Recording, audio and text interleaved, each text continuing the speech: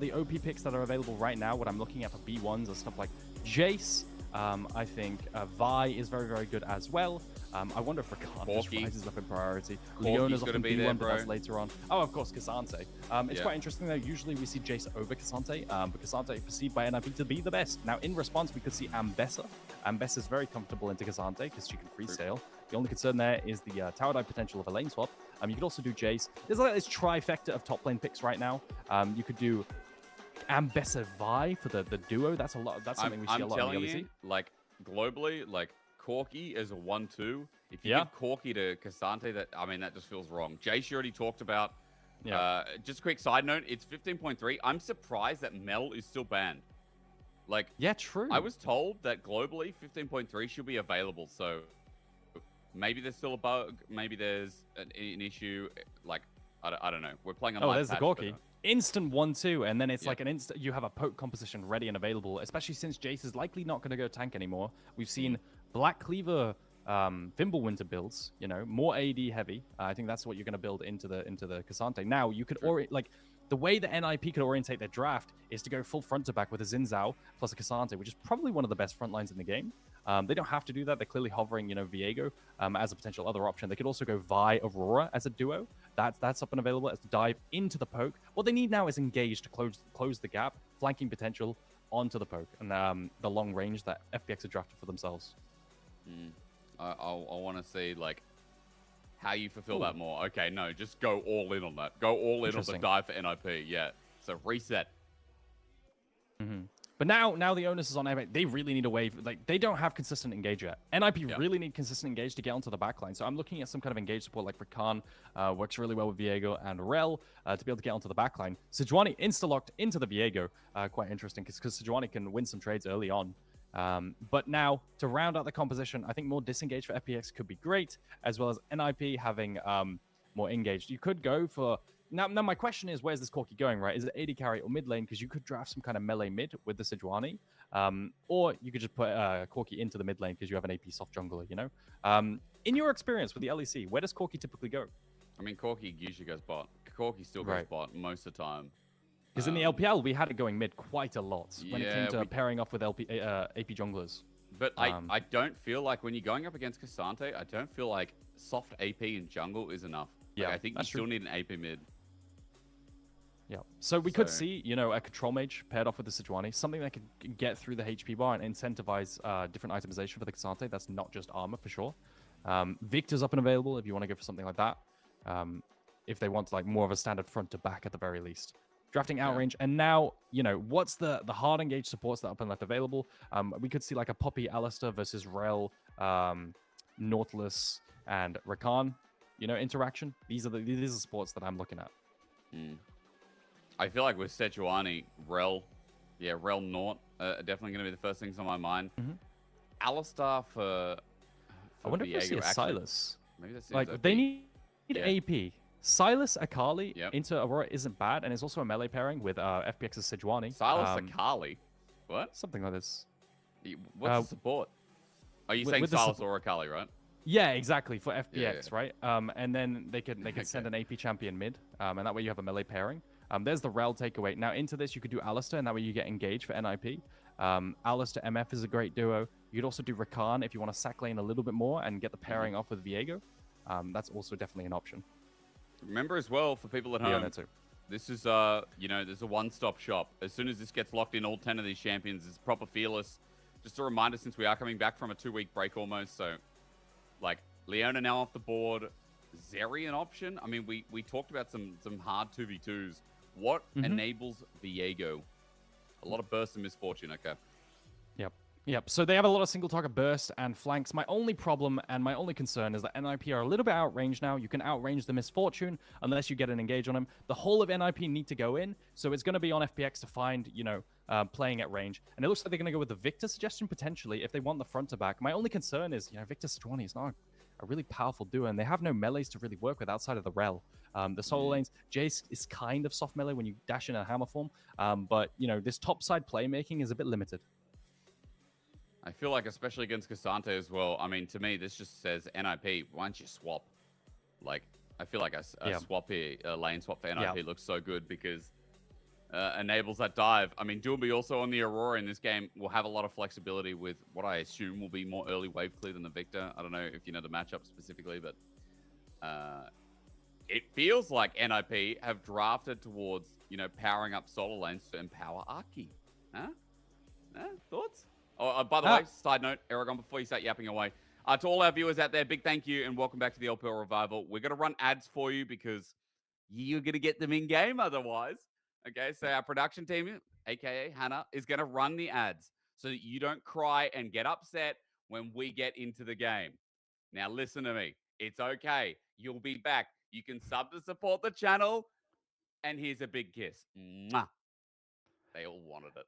So, Hysterics, I need you to repeat everything that you said before you ran that ad break because my headset decided to turn itself off. That's why I did not respond to you. So, what did you ask again? Well, I asked if chat's okay if I ran ads. They said yes. They said it's completely fine. I gave them a kiss. Now, did they kiss you back? They didn't kiss me back yet. Not yet. I'm still waiting. I'm still waiting. And then I said, yo, this seems like such a Doomby champ, such a little rat. You know what I mean? Yeah, like it does. Oh my God, he's such a rat. It does. But what I last heard from you as well before that was the likelihood of a swap, and I like that as well. I think there could be a swap into the Jwei because of the dive ability of Jwei compared to the K'Sante. That is definitely an avenue they can go for. But what matters now with swaps is the strength of the level 1. How likely, you know, how likely is it that you're going to be able to get vision level 1 to be able to scout out the swaps? And I'm looking at FPX's comp level 1. And it's okay. So what FPX is going to do is they're going to flex it in, walk in as a 4-man unit onto leave. And what's happening now is NIP are completely conceding. And this way, FPX, they're going to look for these deep wards. One in the entrance to Wraiths. Jwei is going to be a human ward at the entrance to Red Buff. And what they could do is place a ward in lane here to spot out where NIP decides to go. And it looks like Sejuani is going to do just that. So you can see a lane ward there from Sejuani, from Shadow, to spot out the lane swaps. Now they know where everyone's going. If NIP bot lane decides to go down in bot side, and they can mismatch and get that dive, or rather deny that dive onto the Jwei. Yeah, Shanji walks past, so information gathered as he just crosses down, and you can see 2v2 is still committing. So as they clear out the wall themselves, NIP going to do the same thing. Nope, no lens available, it looks like, as well as Aki just starting on Raptors. So yeah, crossing for top side. I mean, Shanji's going to walk down, and like we said, like I kind of indicated, as Shanji might be in trouble, Crackdown going to come through. That is doing good damage as well with Gatling Gun as well. Early Corky damage. Nothing to froth that here as Shanji just flashes away and he's out immediately. So good cross here from FPX. Yeah, really nice level 1 from FPX. Super well prepared. They had their bot lane, rather than showing where they were going to go, actually waiting by the red buff because they knew where Shanji was going to cross to be able to go, you know, catch the bot wave.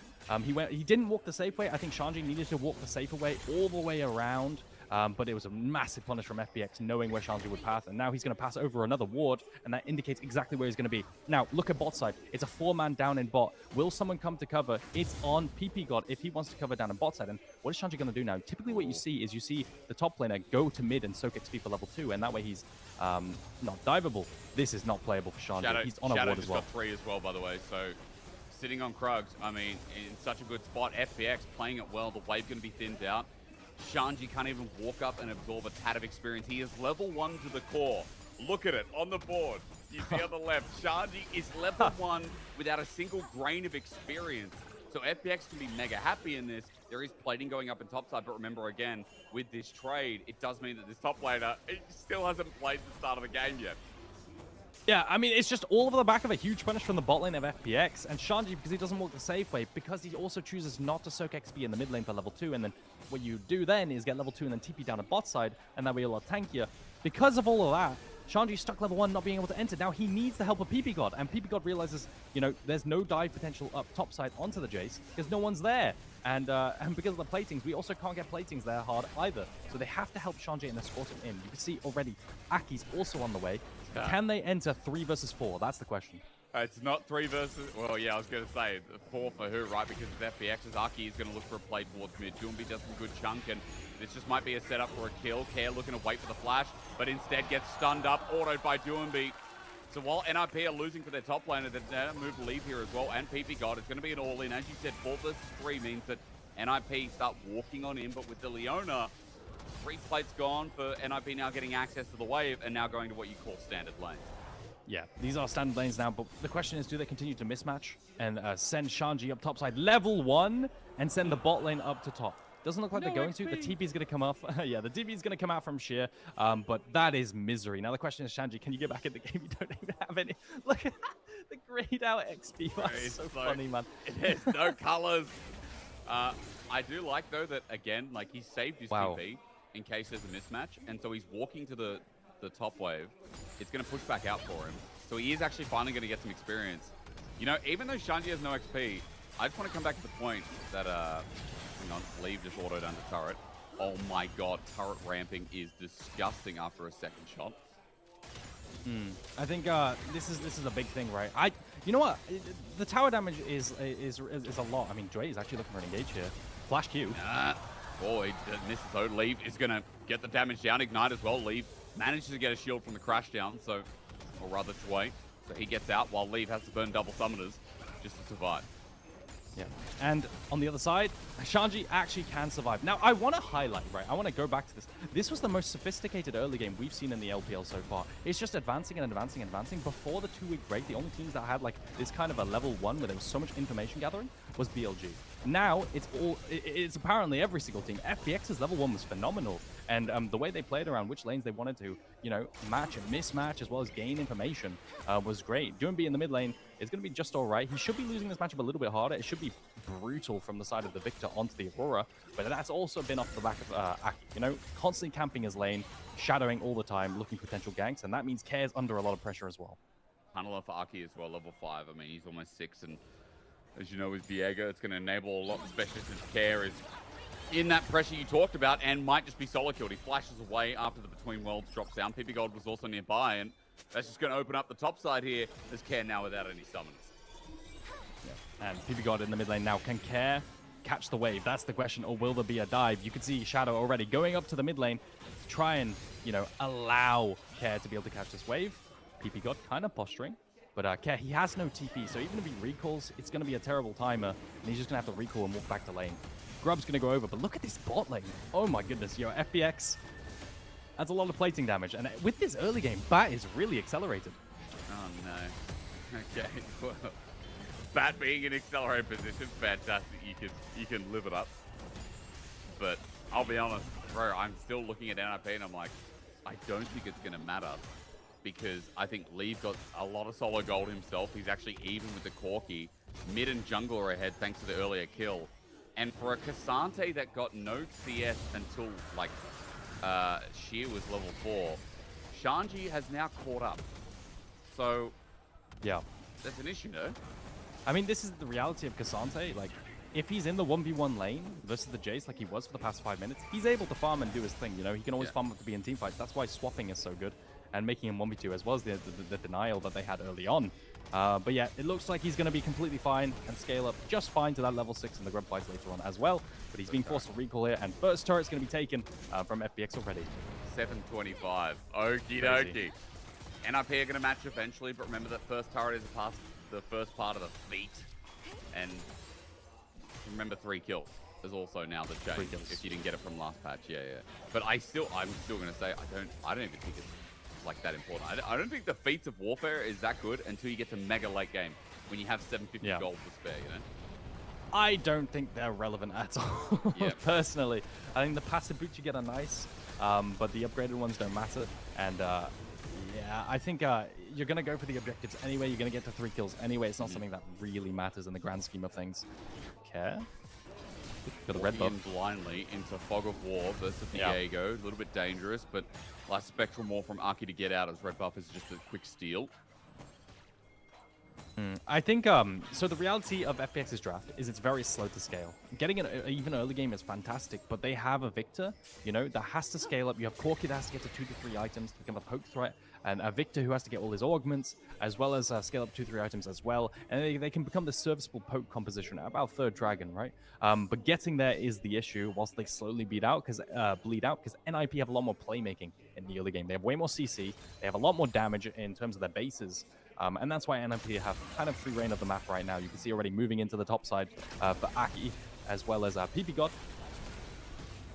This is an interesting trade, but it shouldn't matter too much ultimately. I mean, they're too tanky to kill each other with the tab ice completion. And yeah, Cassante with no 6 means there's no playmaking there either. Have you noticed since Chase can't build, I don't know if the unending despair bug's still there. I'm pretty sure we worked out it's not, but like people have just walked away from it now. You know, it's just literally like, yeah, Jace with full tank unending despair is just a no. Because I think Finn was saying, he's like, yo, you have to get up to 7k HP to make it as valuable as it was in the offseason. Yeah, so the thing is, Unending got nerfed, right? And it's being nerfed again soon. I think what people have realized that... Yeah, it's being nerfed again soon. I think that the changes are on PBE. They're zooming on the camera to make sure Care gets it. But the reality is that they're removing the base damage. It's going to be completely gone soon. But it already is soft dead. I think versus Cassante, you need the armor pen. You're probably going to go Black Cleaver. And these AD builds, when you're paired off with a Corki, you want to be a poke threat as well, right? Yeah. I mean, I get that. I get that. I don't know. Keep making decisions and changing it. That bullet time massive between worlds means you're stuck there as well. There's a combo we didn't get to mention, right? Like, Doomby and Leave together with this infinite team of CC plus a Viego with reset. I mean, this is why NIP's comp just feels so good, right? Yeah, and that's the thing. They have the setup there for the MFL with ppgod and Leave, and they managed to secure it, finding a kill, which was super, super nice. Now, invades are going to come in. Every single play that they make is punished as well with platings, and now it's going to be a grub spawn as well. They don't have ultis on ppgod and Leave, as well as the Aurora, and they're very ult-dependent composition, so they could walk in here if they make it in time for the side of FPX. You can see they're already beelining to the grubs. Yeah, but Solo Play's still up and available. As you said, there's 2 ultis down for NIP, but it's all about Aki here and how he finds a reset. As separated his Leave for the time being. He's got a cleanse available. He might have to burn the flash. He holds on for a long time, then flashes. So everything in the kitchen sink thrown out as 2 grubs taken in the meantime. 5 grubs for NIP is the result of the all-outs using the bot side, and Sheer as he flashes away. Now is Shanji running in his rear vision mirror. Shanji with the ulti out means that you do get a summoner, but denying 6 grubs, okay. Big from FPX. Remember that NIP, their side lanes are still in a great spot having 5. Yeah. Just remember that NIP, they do have the stronger early composition. So FPX being able to deny one is ideal. The only reason they could do this is because they died prior to that to a bunch of ultimates. And that meant that the ult coming for NIP was down. You know, they didn't have any key ultimates for the burst to be able to fight. Now, we see the replay coming in again. FPX Shadow and Jwei, they feel confident to go in, find some CC on to Leave. If that second part of the W managed to land, and it would have been a kill there, on to Leave. But unfortunately, he's going to live on 1 HP if I remember right. And they're going to go over to deny the grub. Yeah, bro. Leave. Literally just thinking like, oh man, I can cleanse it's a tank this out. Why did you have to speak? Why not? Coming from you, you're the king of yapping. Bro, there's no... It's a tank Jace, but hear me out. That chain vest could be anything. Alright? True. Doesn't that go to Fimbulwinter? I never feel No, it doesn't. Fimbulwinter's full HP with a Kindle Gem and a Ruby, so... There's no armory there. Bats! He's flashing in! Bat versus Leave, and it's not fair. I think Bat would have won that to give him full credit to your man, as he's now just dead after trying to take the most ambitious 1v1 that turned into a team fight. It's Bro, he's so bad. good. He does this every single game. He always flashes in at one point and just absolutely sends it and dies. Yep. Oh, it's iconic Bat at this point. Flashes in, tries to find the 1v1 and a chunk onto Leave, who has no summoners because Bat has the advantage there. But ppgod catches him in the end with the Solar Flare, managing to find him. It's just so unfortunate. I think the idea is great. You know, chaining a big chunk or a kill into Dragon before Dragon spawns. I like it. But it's terrible, and he manages to die. It only cost your team a Dragon and a bottom, like, 3 plates. As well as all your summoners on Bat, so he's probably going to die again. Oh, no. Is it going to cost Care his life? I think they're backing away. Care has the wave clear, so... Yeah. I mean, that did cost them a lot. I'm not going to lie. Bat did cost them, like, 500 gold. Oh, my gosh. Yeah, Bat maybe trying to flex the Triforce as well. Doomby getting collapsed on Shadow. Setup. I mean, Aki's still here, and into Shadow, he's going to be dismayed for a time being, kept in place, and FPX say, yay, we can, but between worlds is great. Care gets chunked out, and Doomby takes his place. Now with the ulti from Viego, it's reset city as Shanji teleports in. Solar Flare onto Jwei, slowed down, pressed against the wall. Another one bites the dust, and Leave with a make it rain, and sending out the bullet time. Shadow will be the next. NIP are 6-0, and all I can say is that they just can't, they cannot take down this 4 3-man unit. Yeah, it's too much scaling. They're trying to make plays down in bot side, but that's also matched. Shadow gets ganked by Aki as he tries to flank on the bot side, and it's just a disaster play. Now it's going to be another tower, and plating's milked right before 14 minutes for the side of NIP. The amount of gold that they picked up is mental. So, yeah, just a nice proactive heads-up counter gank from NIP. As you see the replay coming in here, you see Shadow dashes over the wall, so now he can't disengage from Aki, and he's going to be autoed down with Conqueror. Gets stunned up here, but that isn't going to be too problematic. Doomby with the burst that comes in here is absolutely mental. And I want to highlight ppgod. He hasn't played badly this game at all. Oh, no care. John, do you remember when he was at level 1 for the first 5 minutes of the game? Yeah. Well, now he's drawing attention. He flashes way after the all-out, runs for his life, and it's because Shadow was nearby, so Chaos Storm's used for that. So the big thing is that, you know, at the very least, Care is scaling up. They just have to get to these core items. They're so far behind the curve. With Victor Corki, you need time. You need to consistently shadow the Victor to be able to scale inside lane, to be able to farm every single side wave. Drop drop deep wards to be able to know when the Victor can walk up onto neutral waves so that he can pick up the CS. And that's really their downfall right now. They're trying to make too many plays. I feel like FPX in the early game, you know, when they not overcommitted, but they fully committed to just sending 3-4 members into one lane, you know, for the lane swap, is smart. Like, the decision making is good, right? Now FPX looking a little bit dizzy, and I know that's a generic statement that's said all too much in League of Legends these days, but now walking into places they have no business being, even into this jungle. Aki has full control, and Aki also has a 1-level lead. Plus, I think this Viego, as we come back to items after we look at leads pointing to the screen. Wait, we're in 15-2. Wait a second, what? But it's LPL's on live patch. What? Is that a mistake that they've made? I don't know. I guess not. Hang on. Is he dead? Yeah, I think he could be.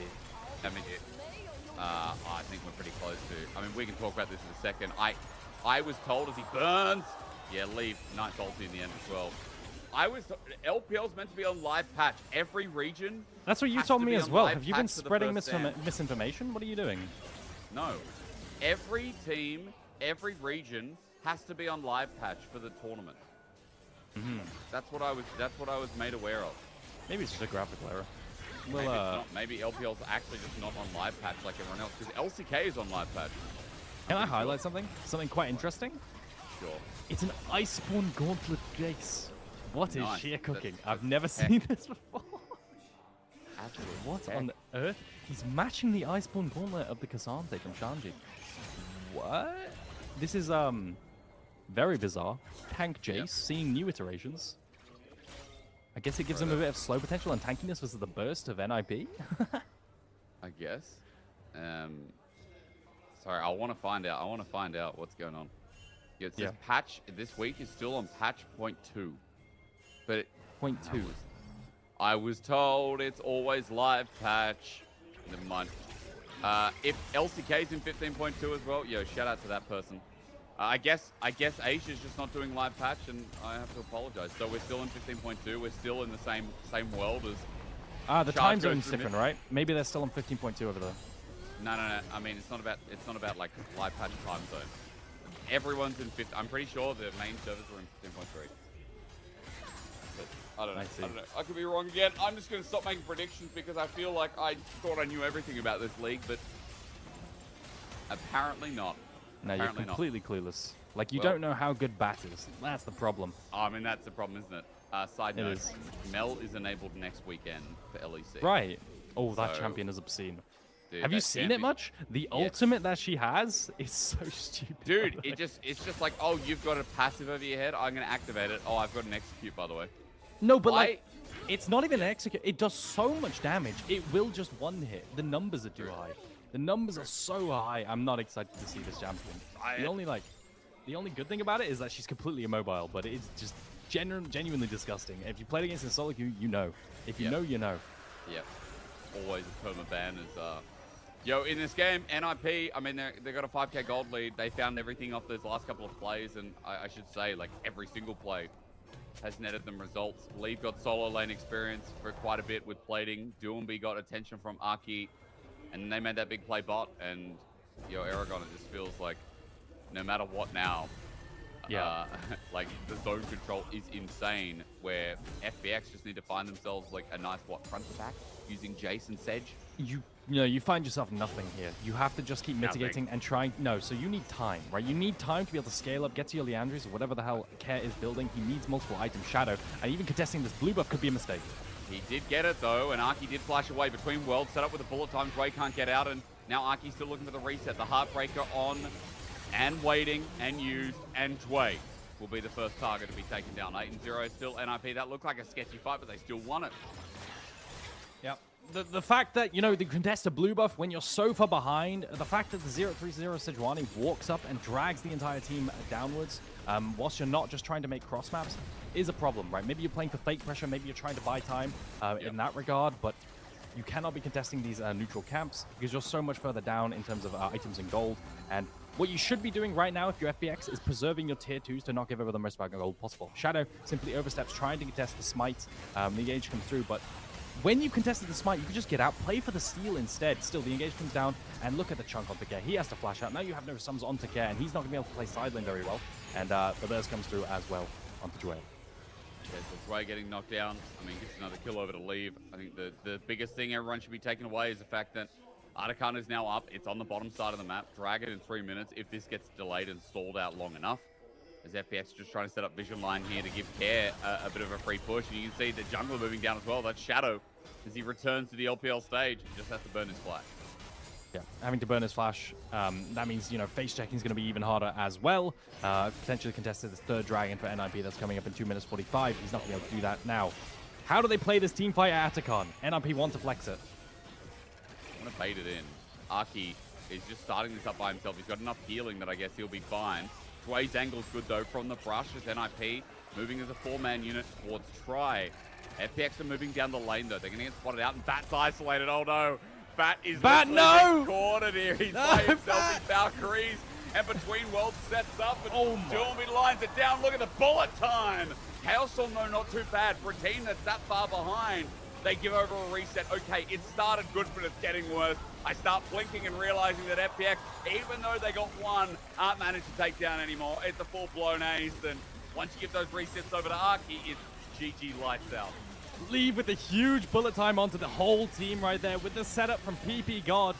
Well, what starts with Bat getting picked off, just it absolutely devolves because Bat has to use all of his tools to disengage, and he isn't able to free hit in the meantime. He gets caught off completely off guard as they try to enter through river, through lane, into river, down in bot side, onto the Eragon. Let's take a look at this replay. So Bat, he's not getting escorted by his team. This isn't on Bat. He needs Shadow there with him. He needs all his teammates with him, but they're already flanking. Jwei's already in position to flank, so Bat has to use his W, his Valkyrie away, his cleanse, and his flash to even remotely get away. But look at that bullet time. It does so much damage to the team. And I started thinking, man, it's looking all right because, you know, Victor gets uptime. Bat somehow was the last one, like one of the last ones to die after all that. But But the problem is, you have Jace Corki, so you need to be in position earlier so that you can poke the enemy as they enter, right? That's the idea with poke compositions. You need to be there early so that you can poke as the enemy team enter. But if you're coming in late, you know, how do you get in position to be able to poke in the first place? You can't. Bat proved it right there. And it's falling out of FPX's hands right now.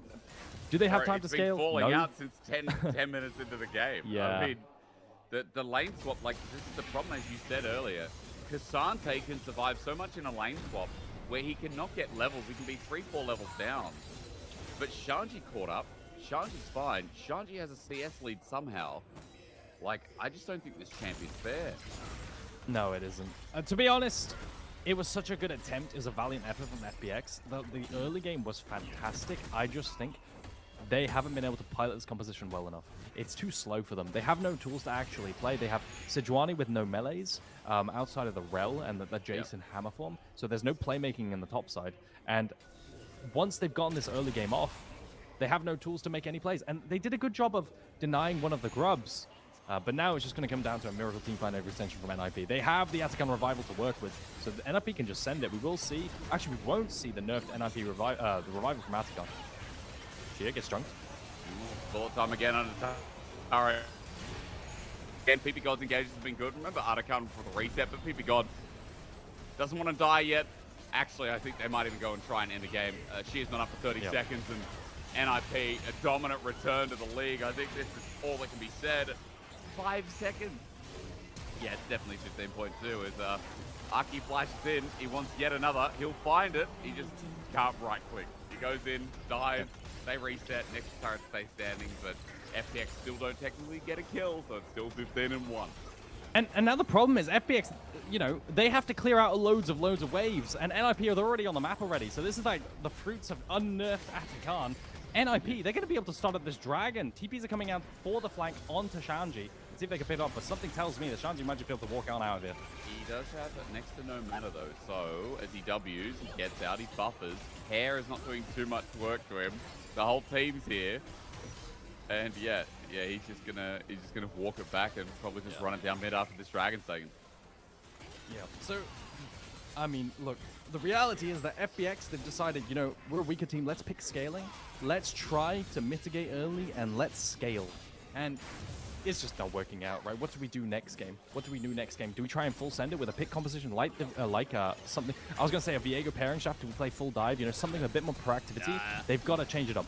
When FPX looked best was when Bat was on Callista. You know, they had a really strong lane to play around, and they had agency, stacking dragons. Yep. Not this kind of front to back with a Victor, which we see in other regions. I think the LEC likes Victor a lot, right? You correct me if I'm wrong. Maybe I mean, they still like it, yeah, but I think we've kind of worked out that Victor's actually not that strong. The champ kind of doesn't do anything until like 3 items. Exactly, and that's the problem they're having right now. Shanji, you know, like you highlighted, oh, the W misses. If that connects, I think there's likelihood of lethal there, because Cassandre still has all out. But the initial W misses, and then, you know, he just has to walk on out of there. Wait, oh, this is the revival death. Yo, my bad. Was this just now? Did we miss it off screen? Did he TP back in to try and go for round 2? Because the TP was down. I'm wondering. All right. Well, we're still in a GG done state. The difference is that FPX have like 1 good fight left in them with a 2-item Victor, 2-item Corki, and some kind of perfect engage. But NIP so far have been moving as a collective unit. ppgod is always alongside Aki, and Leave is not far behind. So 4 members of NIP now scope out enemy vision, clear out enemy jungle. And Doomby, with teleport available after getting the push in bot, is now going to return back to base. Actually thinks otherwise. And might actually look for a TP angle himself. Flush away. Oh no! Solar flare! Here it comes again. Zenith played in. The Victor stun won't land. And Between Worlds is just lined up every single time. With Doomby, Leave is just on point. They light it up perfectly. Their CC chain is exceptional. And now that Shanji joined in, it's just going to be game over in the base. He won't mind dying for it as he gets out, if only just with the splash. But 5 members of NIP run towards the Nexus. And at 27 minutes, this team is still firing on all cylinders. We said they might be the best in the group. And I think when they dominate FPX this hard, you're thinking the same thing too. And that's even off of the back of such a shaky early game where the lane swaps were super, super good from FPX. The information that FPX gathered, you know, not to knock them for the early game, because the early game was really, really solid. The macro was great there, but then NIP, they knew how to accelerate. Was it really shaky? That's my question to you. Was it really shaky as an early game? I'd say it was quite shaky. I think how is it shaky when Shanji he plays Cassandre, doesn't need a wave, and Leave gets turret experience and Aki ganks mid? That's not what I'm asking. I'm challenging you. Because that's still problematic to be level 1 at 5 minutes, right? That is still problematic. You're down a lot of XP. You should have a losing side lane. And the reality is that should mean losing grub fight. That should mean you get extra time to scale up for your Victor. The reality is that should have mattered because it gives you time to scale up for this front-to-back composition to get to your 2 to 3 items. The problem that FPX had was they played too fast. They played too early, and they needed to wait for the spikes when they didn't. You know, contesting that blue buff was an example of that. Didn't make any sense at all. Okay, well, I respect your opinion. Yeah. I respect it. All I'm saying is, bro, like, I think you could literally be level 1 for 10 minutes and it wouldn't matter because Cassandre just, I mean, catch up in League of Legends is still dumb. I think they've said that quite a while ago, right? Yeah. Catch-up mechanisms in League of Legends are pretty dumb, where you're still going to get experience. Like, yeah, they are. I think good experience, right? I think you come back a little bit too quickly.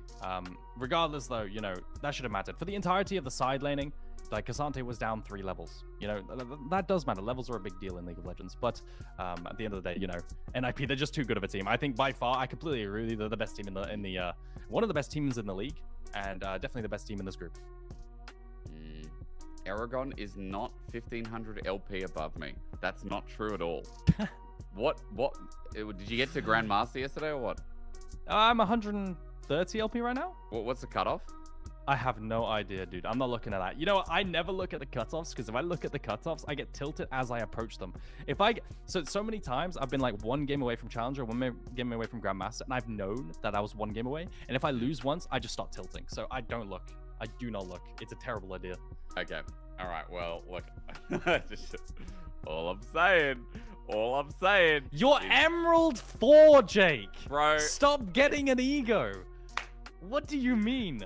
The thing is, like, I don't have an ego. I still think I'm trash, but I'm going around and saying like you're the best now because you made Emerald 4. It just feels right, and it pisses you off. So it just makes me so happy.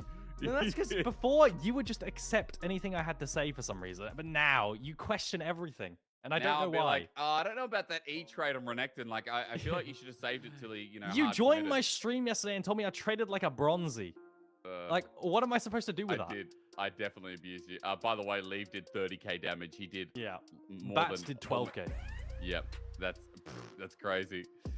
Ladies and gentlemen, I believe we're about to throw to a break. I want to tell you one thing, though. We love you. We do love you. Thank you for working with some of our... I don't know what's been going on, but thank you for working with us today. We are changing our broadcast model, so things are changing completely. That's why things are a little bit different. But yeah, we appreciate you dealing with us and listening to us. Yep. We'll be back for game 2 of NIP versus FPX right after this. Boom.